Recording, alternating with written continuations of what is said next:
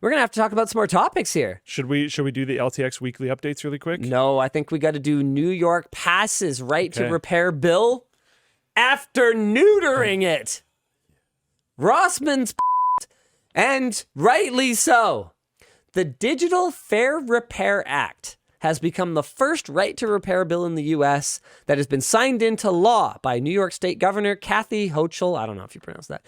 This is months after bipartisan majorities passed it through the state legislature. Note, President Biden did issue an executive order last year which directs federal agencies to issue right to repair rules, but this is the first right to repair bill to actually be signed into law. The bill requires electronics OEMs to provide manuals, diagrams, diagnostic tools, and parts to product owners and repair shops.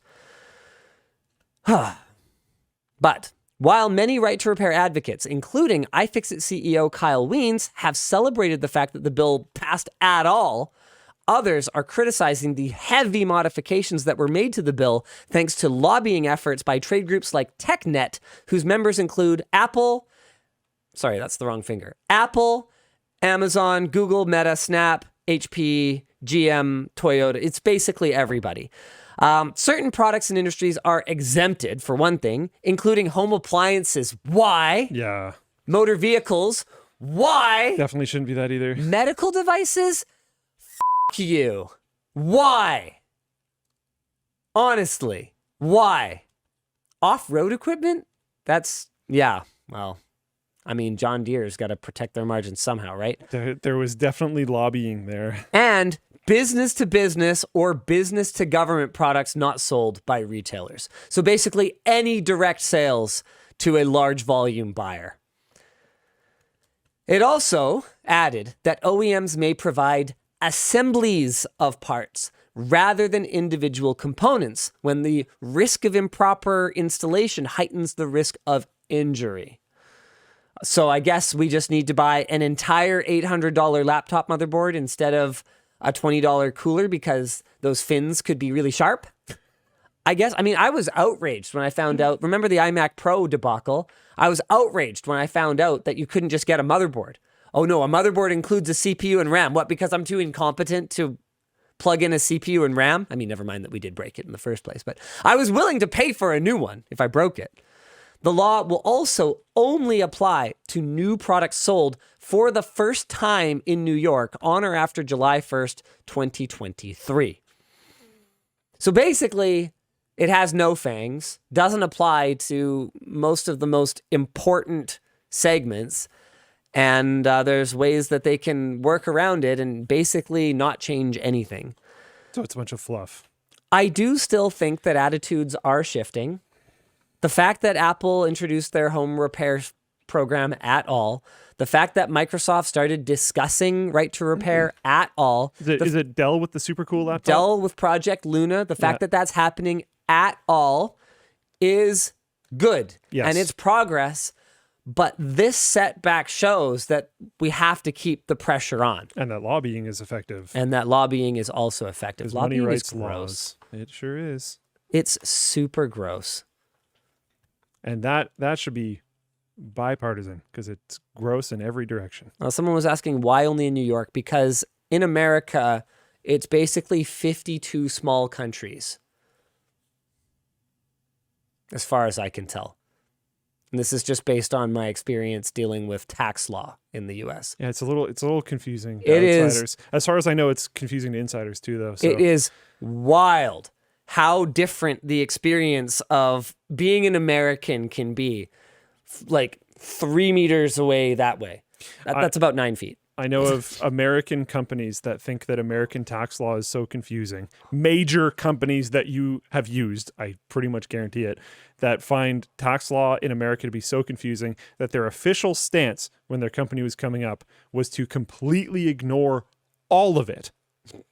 And when different sections of the states, because there's like a billion of them, because it goes down to like counties and stuff individually. Yeah, it really can. Would get mad at them for not paying their taxes properly. They would just ask them how to do it and then do it moving forward and then never update it until that area got mad about it because they're doing it wrong now and then would send them a new letter because they decided that it would cost them less money to deal with the fines than it would working with a company who kept track of all of it and then took money for doing that. Our chief financial officer Crazy. doesn't have the I don't know what to call it, the stress tolerance to take a build a war chest and just pay fines kind of approach to that stuff.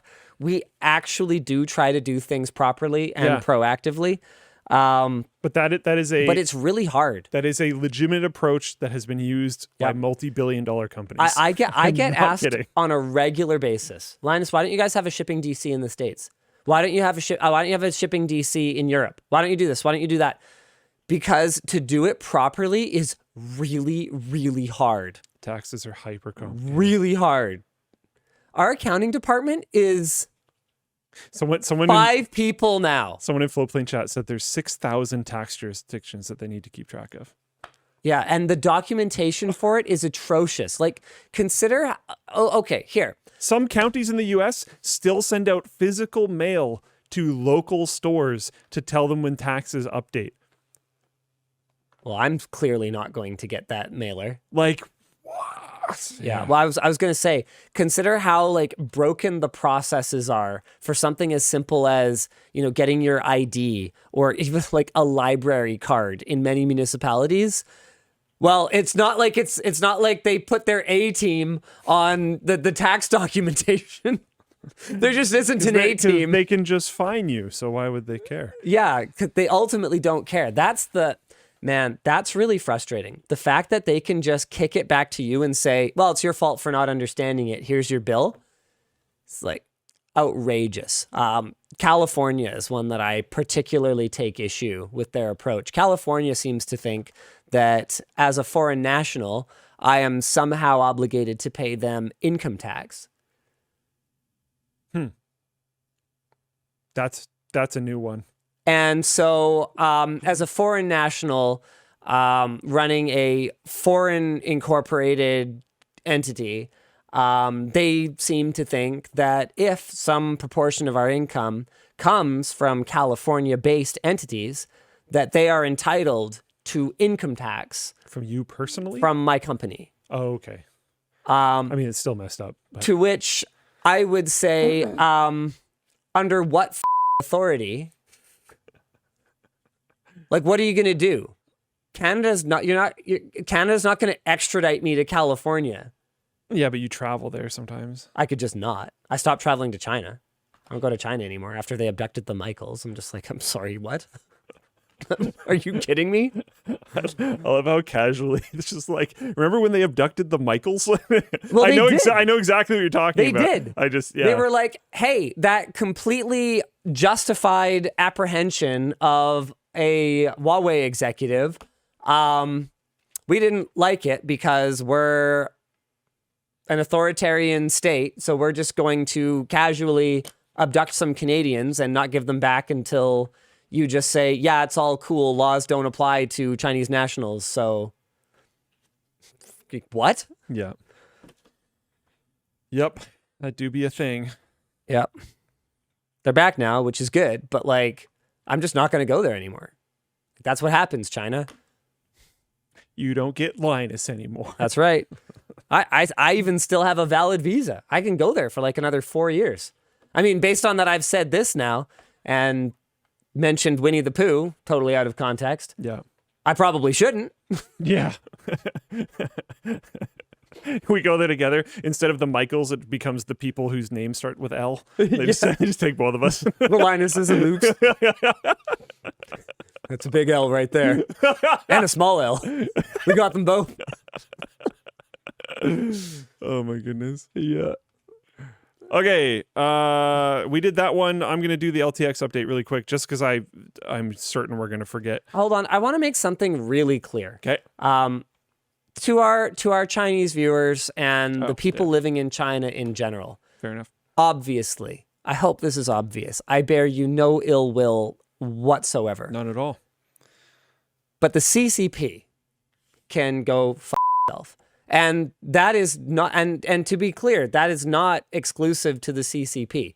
I think it would be hard for me to think of, I don't think I can, off the top of my head, think of a world government or a world governing body that, frankly, shouldn't just go itself. There's probably somewhere. I don't know. I don't know. I remember for a while there, this was quite a while ago, and I didn't look into it deep enough, and someone's probably going to point out some crazy human rights violation that I didn't know about, and I'm going to look like a bad person. But quite a while ago, I used to think the government of Estonia was pretty cool. That's going to sound really random. The reason why was they digitized a bunch of their governance and got rid of a massive amount of cost, which when government has cost, it means you have pay money. Cost. Yeah. So they got rid of a ton of cost by digitizing a bunch of it. And they automated like huge amounts of their governance. And then they started exporting these governance tools as an export of the country. So they started making money from it. And I'm like, this is cool. I don't know what happened with that. That was a long time ago. I know basically nothing about the country. I just thought that one specific thing was cool. I don't want to. I'm not dying on this sword. It's what I'm saying. I'm not interested in that.